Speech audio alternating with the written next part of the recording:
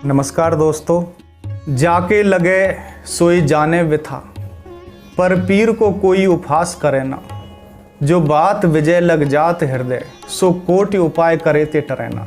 दोस्तों, आज मैं आपके साथ डिप्रेशन पर एक बहुत ही गंभीर विषय पर चर्चा करूंगा। आज की व्यस्त जीवनचर्या मनुष्य की इस प्रकार की हो चुकी है कि उसमें दिन प्रतिदिन तनाव, डिप्रेशन बढ़ता ही जा रहा है। स्टूडेंट्स को पढ़ाई की चिंता, नौजवानों को रोजगार की चिंता। इस चिंता की वजह से मनुष्य तनाव में इतना ज़्यादा दब जाता है कि वो कई बार इस बीमारी से ग्रस्त होकर के आत्महत्या तक कर लेता है। ये मानव जाति का एक बहुत दुखद पहलू है। मेरे परिवार में भी एक दो सदस्य इस डिप्रेशन की बीमारी का शिकार हो चुके हैं। ये बीमारी जिसको लग जाती है उसको बेचारे को बड़े कष्ट उठाने पड़ते हैं। भगवान किसी को डिप्रेशन की बीमारी ना दे। इसकी चर्चा का विषय यही है। अगर आपको इससे कुछ सहायता मिल पाएगी तो मुझे बहुत प्रसन्नता होगी। आइए डिप्रेशन के विषय में थोड़ा सा विचार करते हैं। देखिए, डिप्रेशन कोई नई बीमारी नहीं है, ये बहुत पुरानी बीमारी है। गीता में भगवान श्री कृष्ण और अर्जुन का प्रथम अध्याय भी श्री कृष्ण एवं अर्जुन संवाद, अर्जुन विषाद योग नाम, विषाद योग से गीता प्रारंभ होती है। तो पुराने समय में भी लोगों को अवसाद, विषाद अथवा मानसिक तनाव या डिप्रेशन ये होता था। और एक बात और है कि ये जो मानसिक तनाव है ये उन लोगों को ही होता है जो जीवन में संघर्ष कर रहे होते हैं, तो बुद्धि, विचार और विवेक से काम लेते हैं। एक तरह से यह बुद्धिमान व्यक्ति को ही होता है। किसी जड़ बुद्धि को डिप्रेशन नहीं होता है, ये विचारशील व्यक्ति को होता है। परिस्थितियां जीवन में हमेशा एक सी नहीं रहती हैं, ये बदलती रहती हैं। जीवन में कभी सुख आता है, कभी दुख आता है। जीवन को विद्वानों ने दिन रात, धूप छाया, सुख दुख का मेल और पता नहीं क्या क्या कहा है। तो हमेशा जीवन में सुख नहीं रहता, दुख भी आता है। लेकिन हम उन दुखद परिस्थितियों से कई बार इतने ज़्यादा घबरा जाते हैं, उन परिस्थितियों को हम फेस करना नहीं चाहते। यही मानव जीवन का एक बहुत दुखद पहलू है। जहाँ तक डिप्रेशन पर हम विचार करें तो इस बीमारी का भी कोई ना कोई कारण जरूर होता है। हर बीमारी का कोई कारण होता है। कारण कुछ भी हो सकता है, लेकिन मुख्य रूप से डिप्रेशन में जो कारण होता है बीमारी। डिप्रेस्ड आदमी के शरीर में कोई ना कोई ऐसी बीमारी होती है जिसको लाइलाज बीमारी कहते हैं। उसको लगता है कि इस बीमारी का कोई इलाज नहीं है, इस वजह से व्यक्ति डिप्रेशन में चला जाता है। और भी रोजगार, कैरियर या भविष्य की चिंता, डिप्रेशन का कोई ना कोई कारण, मूल कारण जरूर होता है। तो सबसे पहले डिप्रेशन के मूल कारण में जाइए, उस कारण को खोज निकालिए कि डिप्रेशन किस वजह से हो रहा है, तनाव किस वजह से हो रहा है। अगर आप उस मूल कारण तक पहुंच जाएंगे तो पहले उस मूल कारण का ही इलाज कीजिए। डिप्रेशन कोई ऐसी बीमारी नहीं है जिसकी दवा खा लो आप और 2-4 दिन में ठीक हो जाओ। डिप्रेशन की दवा महीनों तक और वर्षों तक चलती है।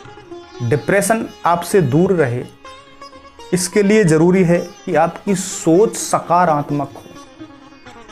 सकारात्मक सोच अगर रहेगी तो आपको कभी तनाव इत्यादि नहीं होगा। कोई व्यक्ति जंगल में चला जा रहा था, धूप में, दिन में, थका हारा, उसे कोई वृक्ष मिल गया।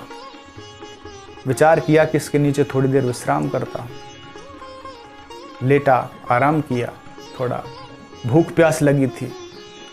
वो मन मन में सोच रहा है कि क्या ही अच्छा हो अगर कहीं से पीने के लिए ठंडा ठंडा पानी मिल जाए। अभी ये विचार कर ही रहा था, अपने साइड में देखा तो एक लोटे में जल रखा है। बड़ा प्रसन्न हुआ, जल को पी गया। फिर विचार कर रहा है क्या ही अच्छा हो अगर अभी देखा अपने साइड में कि एक थाली में बहुत अच्छी अच्छी डिश खाने के लिए रखी हैं। भूखा प्यासा, ज़्यादा ध्यान दिया नहीं। सारा खाना खा लिया। अब खाना खाने के बाद विचार किया, अरे ये आया कहाँ से?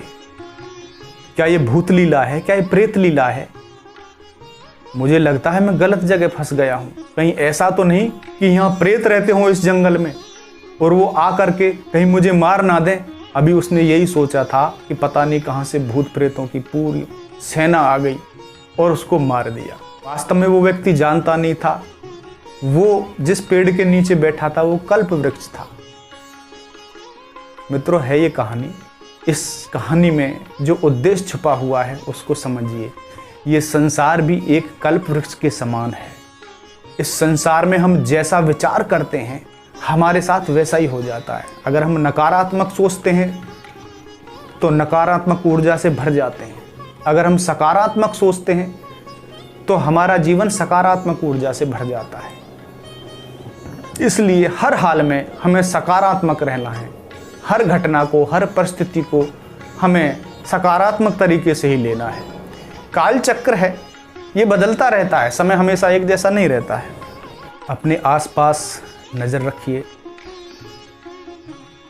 किसी को डिप्रेशन अगर आपको लगता है कि हो रहा है या आपको खुद को हो गया है तो अपनी पहचान खुद कीजिए। अमूमन हर सामान्य आदमी को ज़िंदगी में कई बार डिप्रेशन होता है, लेकिन ये ज़िंदगी का एक आम हिस्सा है।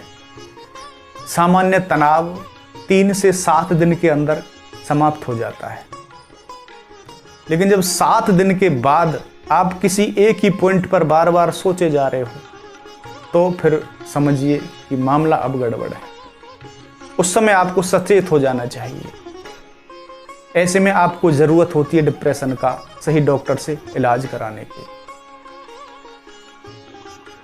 और सही मतलब में तो अपने डॉक्टर आप खुद ही हैं। डिप्रेस्ड व्यक्ति का मोटिवेशन करना बेहद ज़रूरी है। उसका हौसला बढ़ाते रहिए, मोटिवेट करते रहिए। और डिप्रेस व्यक्ति के लिए ज़रूरी है कि वो अपने मित्रों के साथ जो उसका हौसला बढ़ाते हों उनके साथ रहे, उनके साथ उठे बैठे, अपने प्रियजनों के साथ रहे। उसके जो हमराज मित्र हैं उनसे अपने दिल की बात शेयर करे तो समझ लो उसने अपनी बीमारी पर आधा काबू तो उसी समय पा लिया। डिप्रेस्ड व्यक्ति कभी अकेला ना रहे। जिसको डिप्रेशन हो जाए ऐसे आदमी को कभी अकेला नहीं रहना चाहिए। उसे अपने पसंद के लोगों के साथ रहना चाहिए जो उसका हौसला बढ़ाते हैं, उसे मोटिवेट करते हैं। आध्यात्मिक जीवन अपनाइए। मित्रों, इस आपाधापी के ज़माने में हम अध्यात्म से, आत्मा से, परमात्मा से बहुत दूर होते जा रहे हैं। आध्यात्मिक व्यक्तियों को डिप्रेशन नहीं होता है। आध्यात्मिक जीवन अपनाइए। रोज़ अपने इष्ट देव से प्रार्थना कीजिए। प्रार्थना में बहुत बल है और भगवान की शक्ति से ही ये संसार चल रहा है। वो जीव को अवश्य ही किसी भी बीमारी से, किसी भी अंधकूप से पकड़ करके बाहर निकाल लेते हैं। सबसे अच्छी बात है कि कोई ना कोई शौक जो आपका है, हॉबी, वो अपनाइए। जैसे म्यूजिक है, बागवानी है, या जो भी आपका शौक है, खाली मत रहिए। अपने शौक में संलग्न हो जाइए तो तनाव, डिप्रेशन आपसे कोसों दूर भाग जाएगा। आप वो काम कीजिए जिससे आपको खुशी मिले। उन लोगों से मिलिए जो आपको अच्छे लगते हैं। डिप्रेशन में आदमी की दिनचर्या बहुत मायने रखती है। आपकी दिनचर्या प्रकृति के अनुरूप होनी चाहिए। सवेरे जल्दी उठना, शाम को जल्दी सोना, भोजन ऐसा होना चाहिए जिसको आपका शरीर जल्दी और आराम से पचा सके। शाम को सोते समय जटामासी आती है, पंसारी की दुकान से आप वो खरीद लीजिए। जटामासी का काढ़ा बनाकर 1 गिलास में जटामासी के 2-3 टुकड़े डालिए और जब वो आधा रह जाए उसको आप सिप करके पी लीजिए चाय की तरह और सो जाइए। बाकी की चर्चा हम अगले वीडियो में करेंगे। नमस्कार।